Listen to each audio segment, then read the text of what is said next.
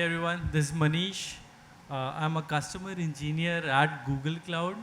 What that means is it's my job to sell cloud, specifically public cloud.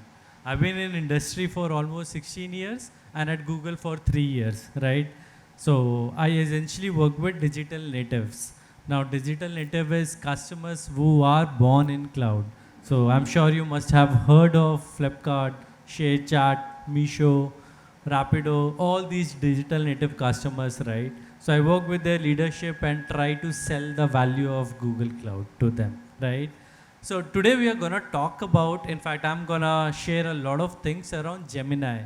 I'm sure anybody who is sitting here, you must have heard of generative AI, right? And what it is doing in the market. Now, first of all, a quick raise of hands. Has anybody heard of Gemini? I'm sure a lot of people would have heard of Chat GPT, right? Okay. Anybody knows what Chat GPT is made up of? The Chat GPT model, right? So at the back end, it uses something called as transformer. Transformer is an architecture, and you will be very surprised to know that this architecture was first built at Google, right? Google believes a lot in doing open source. So what we had done that time was in 2017, transformer paper was written by Google employees, specifically DeepMind employees, which who are part of Google, and they released the white paper. And using that white paper and that architecture of transformer, a lot of companies have now built these LLMs, right? So today I'm going to talk about what is LLM. I will try to keep it very simple. Usually I have conversation with tech engineers, VPs of engineering at this digital native, but today I'll try to keep it light and just give you an opportunity to go back and try it out as well, right? Uh, I think I gave my introduction. Today what I'm going to do is there are a couple of things I want to do. I'm not sure how much I'll be able to do, but today I'll first talk about what is generative AI, how it is actually different than what has been there for last 10 years, why there is a craze around generative AI, and then we will look at couple of multi-modality use cases. Now the first question could be, what is multi-modality? I'll talk about that as well, and then last I'll talk about AGI. The idea is in couple of years there will be a robot which will be able to do literally everything that we do, right? And we are always scared that it will probably take our jobs. But the truth is that it's not the robot which will take the job, it's the person who is able to use the robot effectively that will take the job, right? So I'll talk about AGI, which essentially stands for Artificial General Intelligence, right? What is AGI? I'll take a minute and maybe talk about that as well. So what we understand is models are pretty dumb. We train them on a lot of data, and if you are getting trained of hundreds, thousands, billions of parameter, ultimately you will learn how to do it, right? But there is a subtle thing which differentiates models from us human beings. Human beings explore, they learn, right? We want to develop a artificial general intelligence which has general intelligence, chain of thought, reasoning of its own. And to build that, it will take a lot of years. So I'll talk about how you can do that as well, and then very quickly if you have any questions. So all said, I think I'll start with the introduction to Gemini. So AI has existed for a while, right? You had predictive AI for a while. So if you want to detect a moving object, you want to detect a signature, you want to detect some text on a page, you have been doing it for a while. On the screen you can say, we call it sentiment analysis, object detection, entity extraction, pretty simple. Now let's take it forward. Now we have built something called as generative AI. What is generative AI? Pretty simple. It's a AI which generate things. You give an input and you get an output back. Pretty simple, right? Until last year, we only had one modality, which means you can only write it to an AI, right? And it was called single modality LLMs, where you put a text and the LLM will give you an output back. Now you have multi-modality. What means that is not just the text, you can literally talk to a LLM. I'm sure you must have seen couple of videos online wherein Gemini has launched something called as Live, or maybe OpenAI has a chatbot. You click on the mic and then you talk to it, right? So that is generative AI. Okay, there are a couple of things at the bottom. I'll not spend a lot of time there, but just know when you are building a model, you have to train it. And then you have to use the trained model to serve your users. And then there is a pipeline around it. There is some operation stuff around it. Then there is a prompt engineering. There are a lot of things. Okay, as I said, the story I shared, that it was 2017 when Google came up with a white paper called Attention is All You Need. And that's where we talked about this idea of having transformer, right? If you see here, 2017 was the time when transformer was released. But Google has been doing a lot of work in this industry for a while. You see 2018 AlphaFold. AlphaFold was a way a model was able to decode a protein structure. And for that, very recently, our DeepMind CEO, Demid Hassabis, he actually got a Nobel Prize, right? So you would see a lot of things have happened over years. Until 2023, we had something called as Palm 2. Now, very recently, last year, we have launched Gemini. Now, I'll talk about what is Gemini, right? Gemini is a LLM. It has been trained on a lot of data and it can help you in multiple ways. Now, of course, I'm actually going to talk about how it can help you, but just know it's a model. It has been trained on a lot of data and it does pretty well. Gemini is designed to be natively multimodal. What does that mean? I mean, in English you will understand, but if you tell somebody what does it mean, let me try to explain.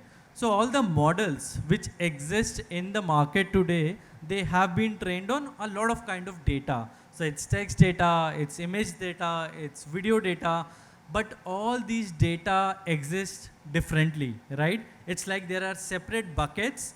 In one bucket you have text, in another bucket you will have video, in another bucket you probably will have speech, and then you will combine these data at the next step. On the contrary, Google, Gemini, all this data from the start itself is together, right? Text, image, video, all sits together. So the idea is they connect with each other very smoothly. So when you have to build something, it's pretty easy. So if I am a person and if I have to ask a question, while I am asking a question using text, I can of course apply an image as well. And Gemini will be able to comprehend it and probably give you an answer, right? At the end of the day, Gemini is nothing, but it's a predictor machine. You give couple of inputs, which are converted into something called as tokens, and then we calculate some values as tokens, and then they are converted back into text, which is given back to you, right? Okay, couple of things which kind of differentiates Gemini from all other things in the market. So of course you have ChatGPT. I'm not sure if you have heard of something called as Anthropic. Anybody knows Meta? Mark Zuckerberg launched something called as Llama. Llama is an open source model, right? So you might have one more question. At one side, Google, OpenAI, they are launching these closed source models. And on the other side, we have somebody like Mistral, Mark Zuckerberg, who are launching these open source models, right? So there is kind of a war going on, right? There are open source model which you can use. You don't have to pay to the creator of the model, but then there are very specific closed source models.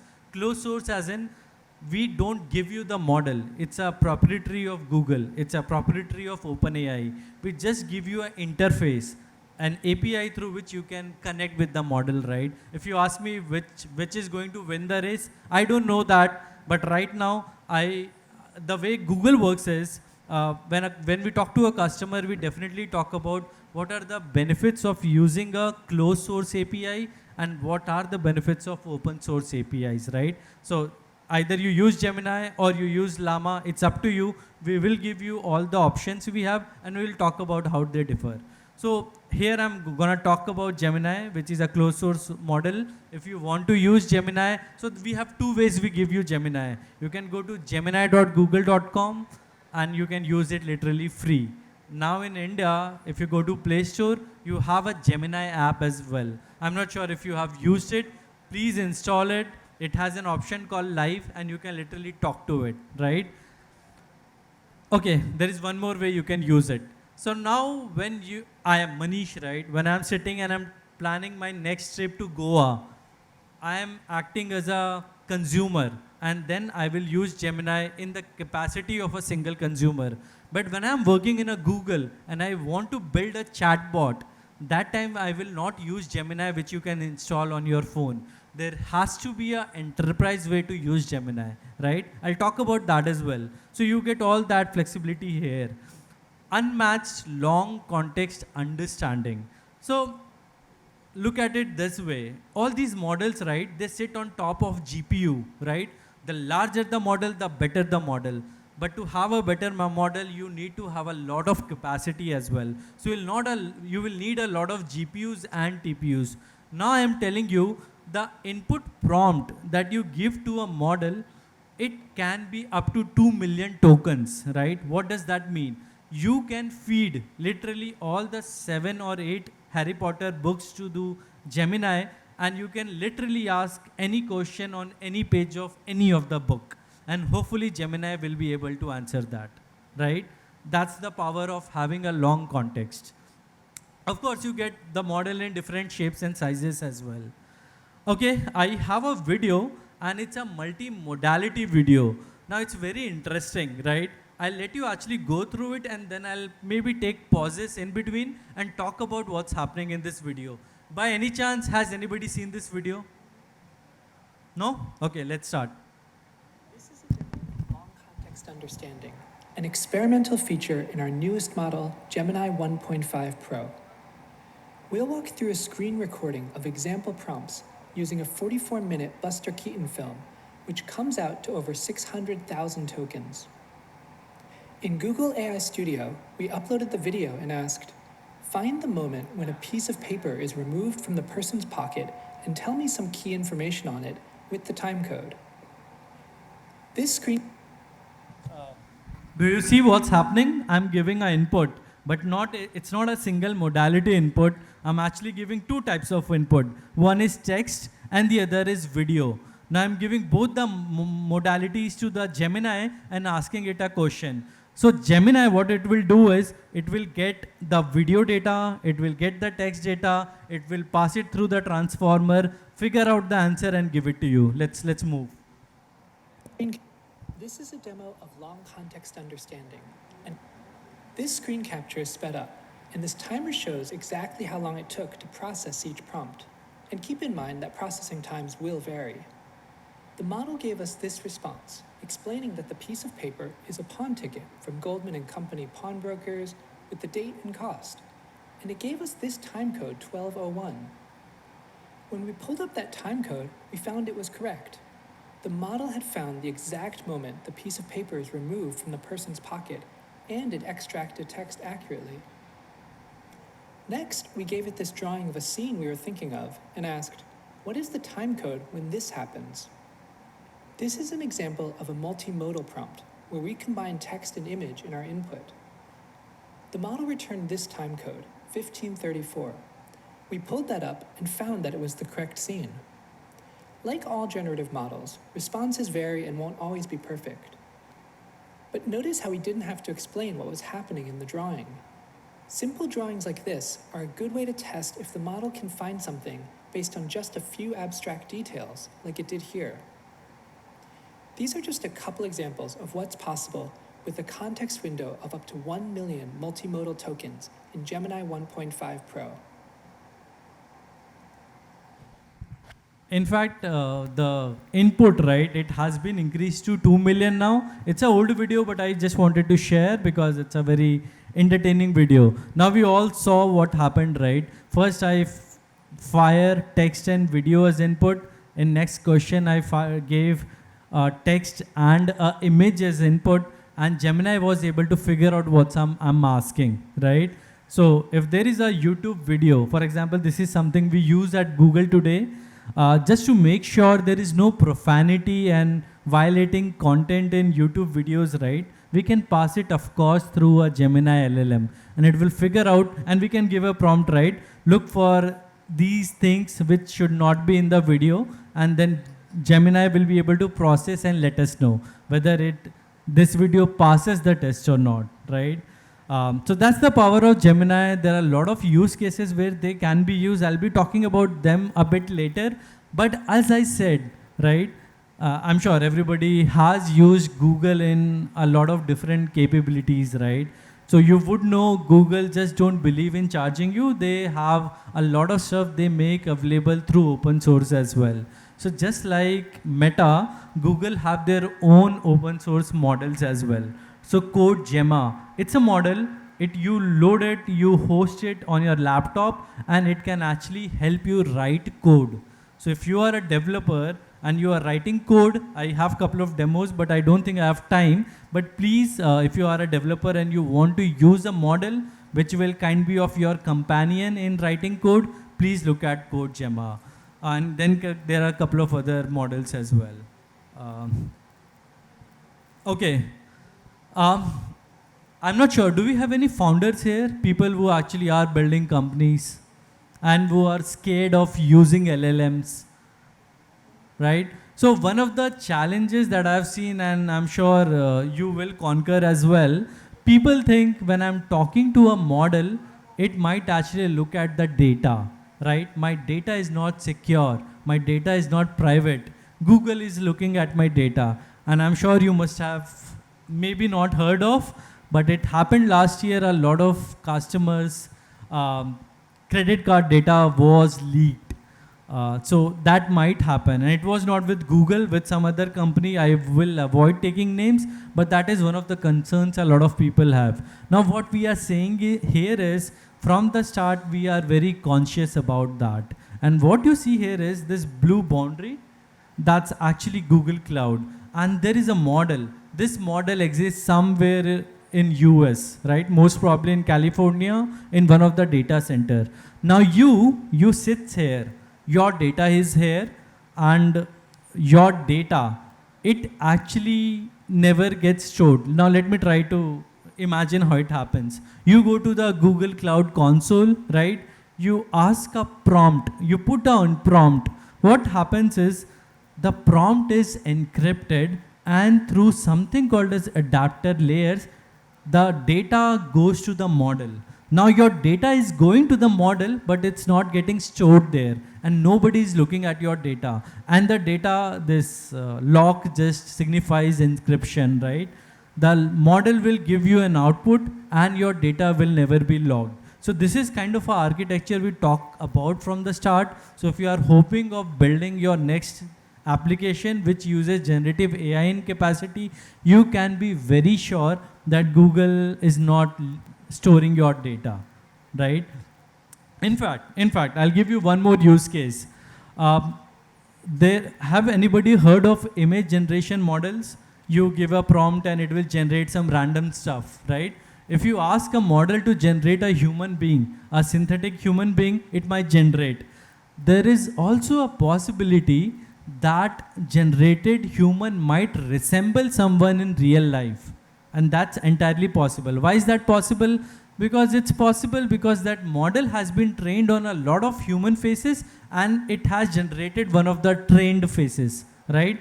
Now, if you talk to some other companies in the market, what they say is, if you get strike through, and if somebody says it's my face, you have used it, and they do a legal case on you, they won't help you. But Google from the start, it tells you when you sign the commit, when you start using Google Cloud, we tell you that if you use our model, you generate something and it kind of resembles someone outside in the world. And if they do some kinds of court case on you, or if there is a legal challenge, we will be there to help you, right? So Google give you that comfort as well. Okay, so as I said, right, if you are using your mobile, you are using Gemini, that's not for companies, that's for individual use.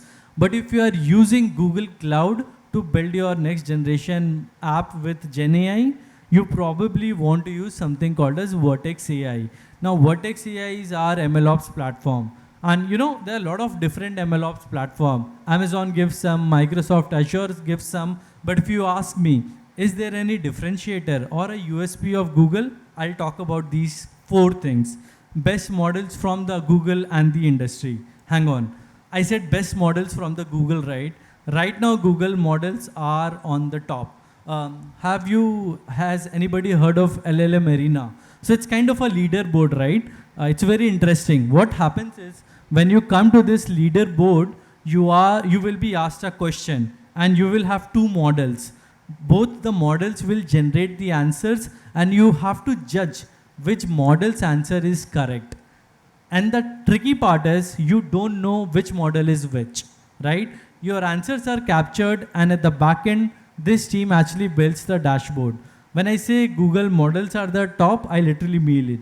So if you see here, Gemini experimental model, then a ChatGPT model, then again a Gemini model, then you see this model is again Gemini. So if you see right now in the world, and this kind of keeps changing, right? A lot of time you will see ChatGPT is at the top as well. Just luckily today I'm here and Gemini is at the top. But the idea is that in all the open source and closed source model, if you look at the top 5 or 6 LLMs, 3 are out of Google, right? That is the message I wanted to land. And not just that, I talked about open source models as well. I talked about Gemma from Meta. That model is available as well. So I'll just quickly show you one thing, right? If I go to console, this is a Google Cloud Console. Remember I said Vertex AI? This is the tab. Here you come and you can get a lot of these ML services that you can use. Now there is something called as Model Garden. Model Garden is nothing, it's a market. When you go to Flipkart, you want to buy Nike shoes or Adidas t-shirt, you have different options. Here also you have different options. So you can get Gemini models, you can get Anthropic model or the Llama model from Meta. So not just the closed source model, you will actually get the open source model as well. Okay, end-to-end model building platform with choice at every level, right? Let me take an example. Microsoft, a great company, what they did? They acquired kind of OpenAI and they are kind of selling their LLM, right? On the contrary, AWS, they are working a lot with Anthropic. If you ask me, Google is the only company where we have a very consolidated vertical integration from the top to the bottom, from the bottom to the top. What I mean is silicon to service. So every model needs hardware. So we have GPUs, we have something called as TPUs as well, right? Then we have our ML stack and then we have models. All the things exist within Google. We don't have to go out and work with some other third party, right? Everything is built internally at Google. What that means? More secure, innovation is faster, right? Develop and deploy agents faster, extended in your enterprise suite. I probably want to do a demo here, right? Now imagine you work in a company and you are going to become a father. You want to figure out how many days paternity leave is there. What do? You probably go to a portal, create a ticket, it goes to an HR, and they will help you figure out. Or you have a source, you go to your employee handbook, a PDF, and then you try to search paternity leave, and then you try to figure out what is the date. How awesome it would be if there is a chatbot. You just go and ask it. How many paternity leaves in our organization, it tells you, right? That's what you can do with generative AI. So take the chatbot, take Gemini or any LLM of your choice, feed your enterprise data into it. The chatbot, the LLM will learn from that enterprise data and then you can ask it questions. It will give you answers. I have a demo and I'm actually gonna show that. Build on the foundation of enterprise readiness. Basically the vertical integration I talked about, everything gets built inside Google, so we don't have to depend on a third party to do it. Okay, multimodality and its use cases. I talked about how text to text is pretty easy, text to image you can do it, but you can now do text to video as well, right? What that means? You want to create a video, just write a text to the model and it will generate it. Now I have couple of examples. These have been generated, of course. Now in Google world, we have something called as Imagen. Imagen is our LLM which actually generate images. Now let's not get confused between Gemini and Imagen. What is Gemini? You give any input, the output is always text, right? That Sherlock example I showed, you gave video as an input, you gave text as an input, and even images. The output was always text. Gemini, at least right now, it do not generate images. On the contrary, Imagen can do it, right? So to Imagen, you pass on a text, you pass on an image, and it will generate an image for you. Just wanted to show you, right? This is a lip balm or some kind of stuff. You can change the background and you can use it to build the catalog. So if you are a Meesho, if you are a Flipkart, if you have a product that you want to sell, you can place it behind a garden or on a beach as well. So that is possible. They are pretty smart, Imagen and all, right? You can literally tell them the aspect ratio and they will generate the image with that aspect ratio. And of course, I think this is one of the examples taken from our collaboration we did with Samsung. So if you are using a Samsung phone, and in fact now in Pixel phone as well, if you want to edit an existing image, you can do it. I can do it on my LG phone as well and iPhone, so I'm pretty sure everybody can do it. Just go to the image. If you want to remove people from the background or from the scene, that is available. And we use a very specific word for it, which is called inpaint and outpaint. Okay, I had something I wanted to show you very quick. I showed you chatbot. Okay, I talked about training LLM with your enterprise data. Now, I will make a disclaimer here. Gemini.google.com, it's not an enterprise URL. You as a single consumer right now can go to this page and literally use it, right?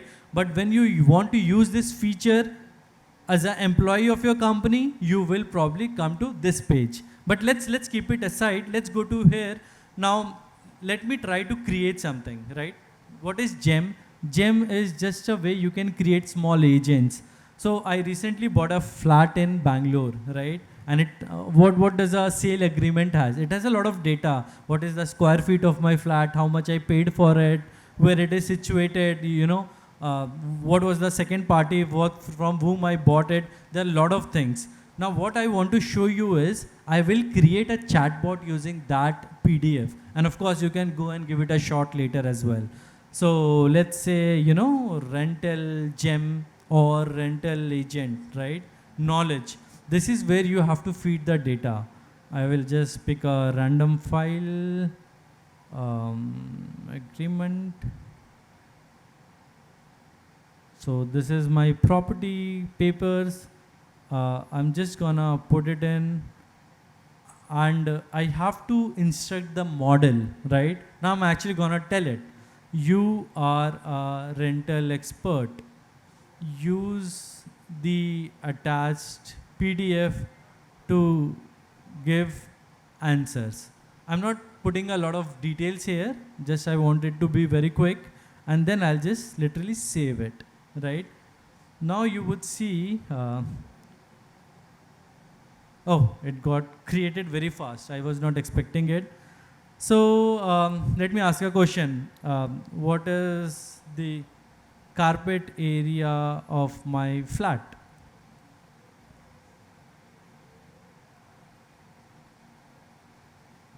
Hopefully it works. Okay, perfect. What it did at the back end, right? What it did. So I had a PDF. I'm actually gonna get a bit technical, so please bear with me.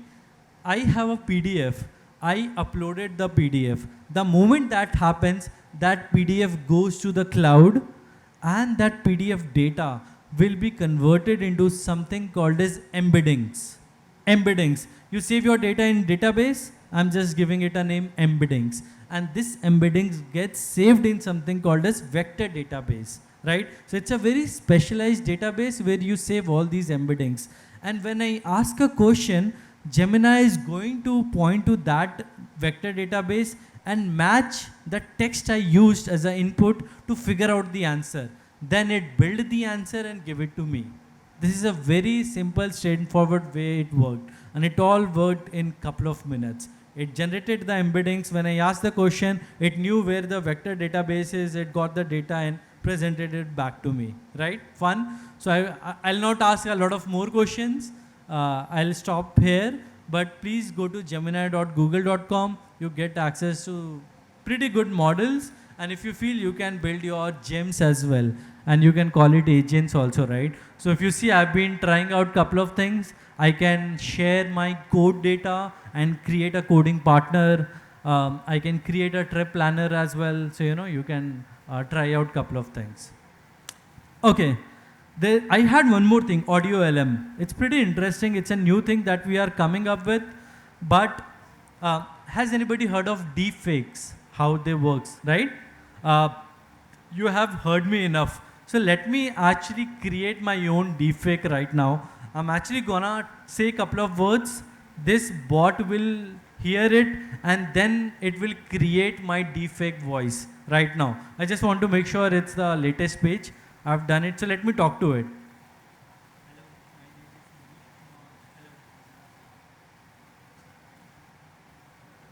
So hardly couple of seconds worth of data I've given to it, right?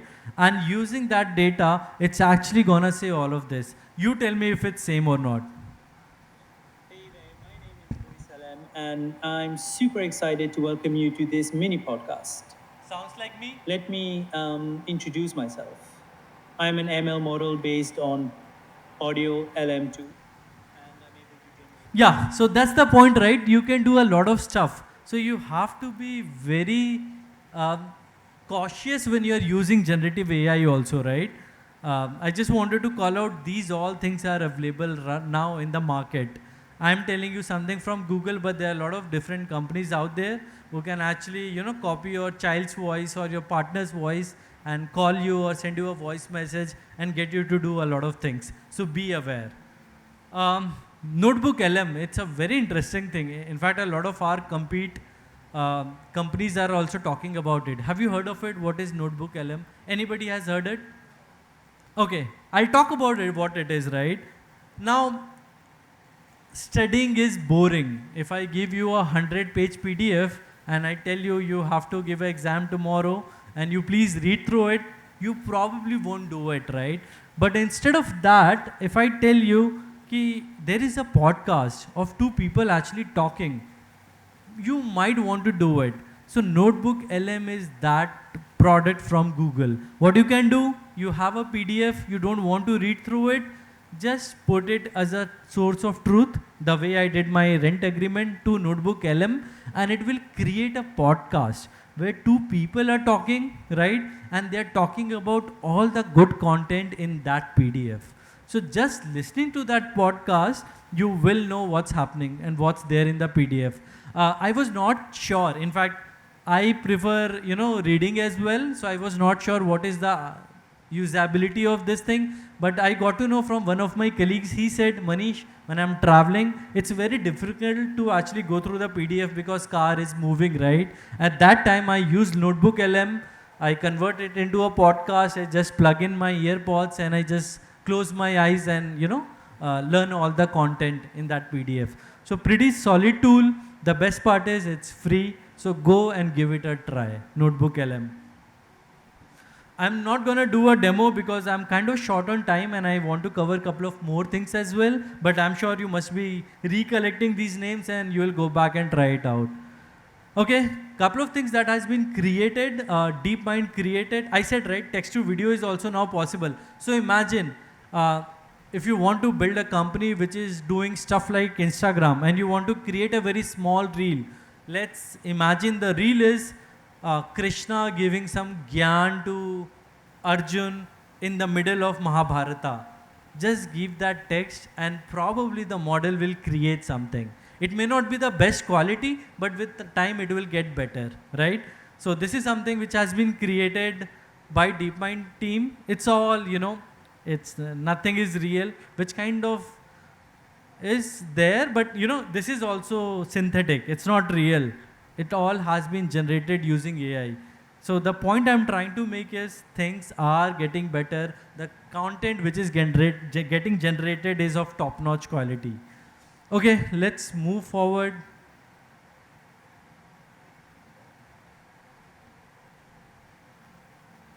This is again not real. If you see at the bottom, we have a prompt as well. Just put the prompt and we will generate something. In Google Cloud, this is something called as VO. VO is but I'm not sure VO has been released very recently, but you might have heard of Runway, Midjourney. OpenAI also launched something called as Sora couple of quarters back, right? So all of those models exist today. Again, not real. Okay, I talked about LLMs, right? But if I tell you, are LLMs that intelligent that they can replace us? Probably not. Because at end of the day, they are all these predicting tools which are predicting something, right? If we want a model to actually think on its own, you have to give it that capability to think, right? In ML terms, it's called something called as chain of thoughts. I'm actually going to talk about it. And this is my last part of the session. And I think I have 10 minutes for it. Okay, perfect. Okay, I know people here not from technical background a lot, but I'm sure you must have heard of RAG, Retrieval Augment Generation. Anybody has heard of LangChain? Anybody? LangChain? No? What else? What I see? What someone might have prompts everybody must have heard of. Okay, so the point is, if you want to build an agent, there is a lot of vocabulary and a lot of it doesn't make sense. So I'm actually going to make it very simple for you, and you will realize that LLMs are not agents, but they can be made agents, and I'll show it how. Okay, so agent can have a lot of definitions, right? This is the Google definition, and more or less everybody has same definition. The idea is agent, you give it a goal, right? And then it will act on it. Pretty simple. There's a difference between assistant and agents, right? So we have Gemini assistant on phone, and there's a difference. For example, when you ask agent something, it will give you an answer, right? But it will not act on it. It will not do something else for it. So I'll give you an example. You ask a assistant what are the flights from Bangalore to Italy. It might give you. But if you ask it, can you book flights for me? It probably won't do it, right? That's what I'm talking about. The actionable part of it. And that is something agents can do. Okay? This is kind of a journey towards agent, because we all don't want to work, right? We all want, there is a AGI which will actually do work for us. So if you see at the timeline, we are more or less at level 2, where we have built chatbots, we have virtual assistant, we have kind of assistive agents which can do some things. But at end of the day, we want to be having an autonomous agent. Now, Sam Altman from OpenAI says that it will be available in 2026. Our CEO says that it will probably be after a couple of decades. Not decades, but at least 8 to 10 years. We don't know who is right, but we'll soon get to know. But the idea is that we know what is our North Star, and that is to build that agent which can do literally everything. Okay, agents can do a lot of stuff. It can do problem solving beyond LLMs, right? It can tackle complex workflows, and the sky is the limit. Now I talked about use cases. You would see here there are a lot of different use cases across verticals. So you can use agents in HR, sales, knowledge agents. I mean, there are a lot of things here. Just go to Google and search for the different ways you can use. So if you are a founder and you are working on your next startup and you want to leverage generative AI in some capacity, I'm sure you will have idea. Only one word of caution I will give here is, a lot of founders I talk to, they want to build a generative AI application. Now, generative AI is not your application. It's just an enabler to your application. So please keep that in mind when you try to use it. Okay, so I said, right, I'll help you understand how a model can become agent. So if you see here, there is an agent which has been built, but it's not, the model is not alone. It has two things. It has tools. which are its arms and legs. It can literally do something. And then there is a reasoning loop as well. So agent is a human, right? If it has to do something, I need to give it hands, I have to give it brain as well. Now your reasoning loop is its brain. It helps it understand and use chain of thought to figure out what I need to do. I'll give you example as well, right? The framework, the flow is pretty simple. I ask a question and agent give me an answer. Now my question is, I want to book a flight from Austin to Zurich, right? When I ask this question to the agent is gonna think through couple of things. There will be a question, there will be a thought, and there will be an action, right? So once agent understand that the person wants to book a flight, it will use its tools. The tools are flight, search, code, API, whatever, right? So it can probably go to the Make My Trip and actually book a flight for you as well, right? So this is how it works. In a very layman terms, agent model plus reasoning loop plus tools is equals to agent, right? Model is not equal to agent. Model plus these two things is agent. Okay, for model you can use a lot of stuff. You can use our models or any of the third-party models available in the market. For tools, you can use a lot of things. For example, if I have to make a tweet, right? I might want to go to Twitter and figure out what are their SDKs and APIs, and then I can use it as a tool. So if I have a question that, I want to see what Elon Musk tweeted last night, and I want to get a summary of all the tweets. So I have to go to the Twitter, make that API call, get all the data, give it to the model. Model will use chain of thought. It will create a summary and give it to me. So that's how the agent is doing it work, right? And of course, tool comes in different shapes and sizes, extension, function calling. I'll not go into details. Reasoning loop, right? So React, tree of thought, chain of thought, these are all very nice white paper, which talks about, so when we go to school, right, we go through books.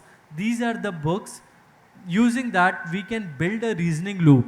So model as a child can actually learn how to do reasoning, right? So reasoning is something this. It's very easy to build an agent, plug a model into tool and a reasoning loop as well. I think this example I gave, right? You have a lot of data, you create embeddings and put it in a vector database, and you ask questions.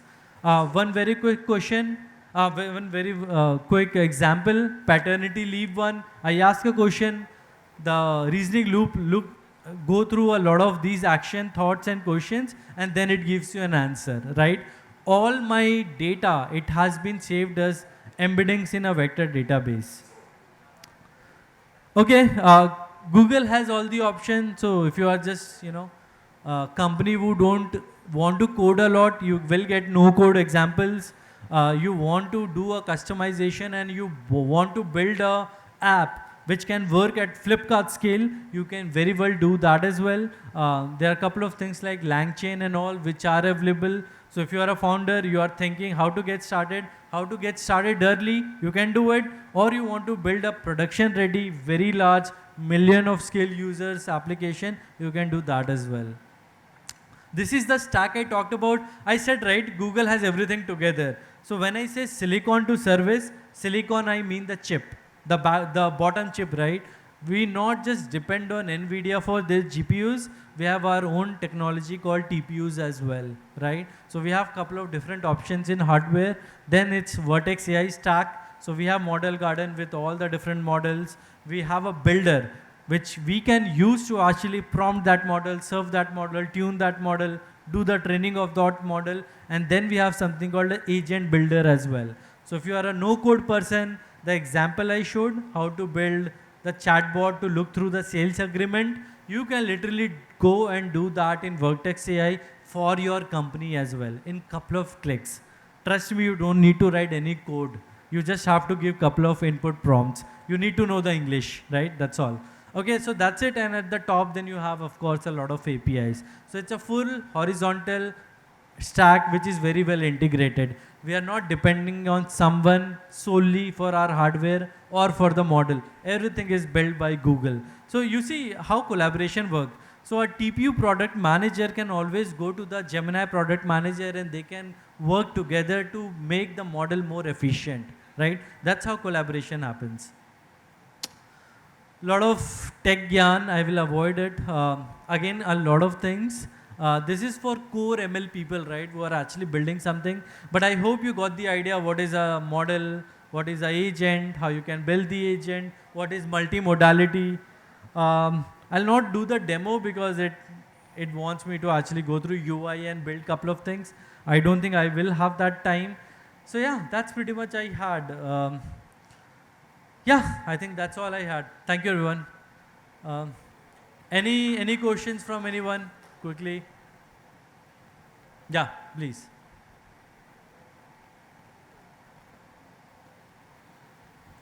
Actually, Google is advocating for data privacy and all other things, but in your privacy policy itself, you are mentioning that you are taking the location data, you are taking the data for which input data for training. At least for 3 years, you are keeping that data.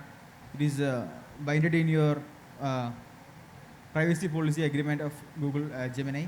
And second one is that the Microsoft has a Copilot, which is ChatGPT is the backend engine. So it is well was integrated with all the Microsoft solutions like PowerPoint, like Word. Even though Google has Gemini has the document, it's inbuilt in this Google Doc as well as all other extension it is available. But like slides and all these things, I think it's pretty missing. So I'll give you a very genuine response, right? For any company to launch something, it takes a lot of efforts, and Google is too big to fail. I'll give you an example. Couple of quarters back, New York Times filed a case against OpenAI, right? That they have used their data to train their models, and that case is still legal. It's still there in market. Now for Microsoft, it's pretty easy to say, it's a OpenAI problem, not mine. Google cannot do it. Gemini, Google is a huge chip and there's a lot of trust and we serve a lot much more consumer users in the world. So we have to be very conscious, very safe, very secure when we are launching something, right? That's the reason we want to be slow but very accurate. Yeah. And the first question, sorry, what was the first question? Okay. So models, right, they are trained on public data, right? So if a data is behind a paywall, we will not do that. We will not put $15, get the New York Times data and train our model, right? It's all public data. We make it very clear that Google Gemini is not trained on anybody's private data. That is for sure, okay? Yeah, anybody else? Any questions? Yeah, please. Can you hear me? Okay. So you just talked about Code Gemma or Gemma, whatever it is. You didn't show the demo. So how does it integrate to the popular IDE? So VS Code has its own Copilot, is tightly populated, like, and we have Cursor IDE. Google also have products IDX, I think Cloud IDE. So how does it integrate? I'll talk about it. So the way it works is, right, Code Gemma, it's a open source model. So you have to deploy somewhere and you create an endpoint and then you ask questions. But if you're talking about integrating with IDE, as you said, there is a Cursor, but there is a Google offering as well. It is called Gemini Code Assist. I'll just show you very quick. So this is your AI coding assistant from Google side. So you can go to VS Code, you can go to PyCharm, and you can very well go to Cloud Code or something, the plugin name, and you can install the extension to use Gemini Code Assist. So it's there. Okay, so it's different from Code. So yeah, so I talked about open source and closed source, right? Code Gemma is an open source model. Go take to your home, deploy on a laptop and use it. Google will not charge you. GCA, Gemini Code Assist, Google will charge you because it's kind of a subscription-based closed source model. Yeah. Okay. So one more question I have. Training the models, like running the models, takes a lot of resource, like energy. At the same time, all of the company, like including Google, they are like aiming towards by 2030, like reducing the carbon footprint. So how does these two things go in hand? Very interesting question. It takes a lot of effort to train these models. Now I'll give again. So my job is to actually do Google Cloud sailing, right? So a lot of time I have to talk good things about Google Cloud and probably bad things about Amazon and Azure. I usually try to avoid it on stage, but let me talk about one thing. So everybody wants to be cloud neutral, right? Amazon has few goals, Azure has few goals. Now Google is already carbon neutral, right? What that means is whatever we are burning today, in lieu of that, we always create green energy. Now our goal by 2030, and that is the year, we want to be carbon zero. What that means? Even our data centers will run on green energy. So it's like we are not doing the balancing game. We use coal and then give green energy. We will run on the green energy itself. So that's the goal. That's where we are trying to go. And the point that you made, that's a genuine thing. Of course, in some capacity, everybody is using it. So it's a scale game, right? If you look at the models, models have not become better. The way GPT-2 was, right? When it was written 4 or 5 years back. And you see the latest Llama 3.1, which is 5 years back. What is the difference between those models? Architecture is exactly same. The difference is of scale. That was probably trained on 100 GPUs. It has been trained on 1 million GPUs. So this battle will continue, as I said, right? Open source versus closed source. Sundar Pichai will try to have the best model in the market to serve our customers. Mark Zuckerberg always will try it as well, and Satya Nadella will do as well. I'm no one to judge where it will end, but this scaling thing will continue to go on. But pretty soon we will realize that scale cannot be the only way we can actually make these models better. We have to work at the architecture level as well. And if you see Mamba, SSM, there are Liquid, there are few different architectures apart from Transformer that has come up. So you can't just continue to getting more of hardware, right? You have to do some optimization, some things better at the software level as well. But yeah. Okay, thank you. And Yeah. as a last question, like Gemini used to be Bard or something, right? Earlier. So is it a rename or like Bard? Okay, yeah. Okay, sorry. I do not have the slide, but I think I talked about it. Gemini is a consumer offering anybody of you can use. But when you put on your employee shoes and you are in company, you want to use Vertex AI, right? Similarly, Bard was the consumer offering, and Bard has been renamed to Gemini, right? So Bard is something you had on your mobile, right? But if you are in your company and you want to use Google's ML models, you will go to Vertex AI. So, Bard versus Vertex AI, and now it is Gemini versus Vertex AI. In Vertex AI, you will have Gemini models as well. Sorry, Google is not great with naming, so I would give thank that. you. That's it.